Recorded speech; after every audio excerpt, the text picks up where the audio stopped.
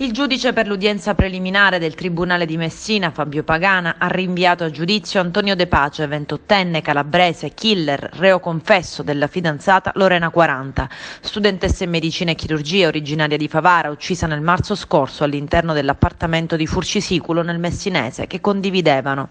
De Pace, accusato di omicidio volontario con la contestazione di ben 3 aggravanti, tra le quali futili motivi e la premeditazione, dovrà adesso affrontare il processo davanti la Corte d'Assise di Messina.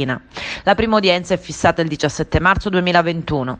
Il giudice ha anche rigettato la richiesta della difesa di De Pace di accedere al rito abbreviato, perché prevede lo sconto di 1/3 della pena in caso di condanna, perché il reato è punibile con la pena dell'ergastolo.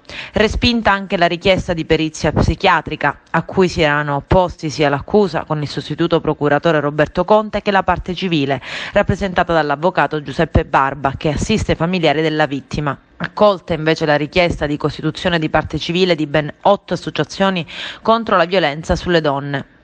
L'omicidio si consuma all'interno dell'abitazione di Furcisiculo che 2 fidanzati condividevano. Dopo un litigio, De Pace scatena la furia omicida sulla giovane favarese, uccidendola e chiamando subito dopo i carabinieri. Ho ucciso la mia fidanzata.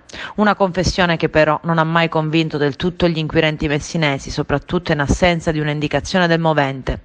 De Pace in prima battuta ha dichiarato di aver ucciso Lorena perché convinto di aver contratto il Covid-19 a causa sua, circostanza che però è stata subito smentita dai tamponi eseguiti ad entrambi che sono risultati negativi.